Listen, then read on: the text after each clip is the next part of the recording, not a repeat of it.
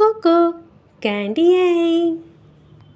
நிக்கிதாவும் அவள் தம்பியும் ஒரு நாள் காலையில் சீக்கிரம் எழுந்தார்கள். அன்று அவள் அம்மாவின் பிறந்த நாள். நிக்கிதாக்கு இன்னைக்கு அம்மாவுக்கு கேக் செய்ய வேண்டும் என்ற ஆசை இருந்தது. இன்று நாம் அம்மாவுக்கு கேக் செய்வோம் என்று நிக்கிதா மகிழ்ச்சியாக சொன்னாள். தம்பியும் சந்தோஷமாக தலையாட்டினான். அவர்கள் மெதுவாக சமையலறைக்கு சென்றார்கள். நிக்கிதா மாவு மற்றும் சர்க்கரை எடுத்தாள். தம்பி முட்டை மற்றும் பால் எடுத்து கொண்டான். அவர்கள் எல்லாவற்றையும் ஒரு பெரிய பாத்திரத்தில் சேர்த்து நன்றாக கலந்தார்கள்.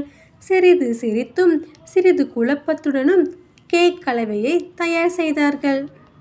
பின்பு அதை ஓவனில் வைத்து சிறிது நேரம் கழித்து வெளியிலே எடுத்தார்கள்.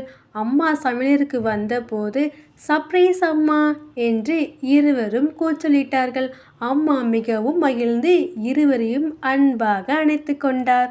அவர்கள் அன்பால் செய்யப்பட்ட அந்த கேக் அம்மாவுக்கு உலகிலேயே சிறந்த கேக்காக இருந்தது.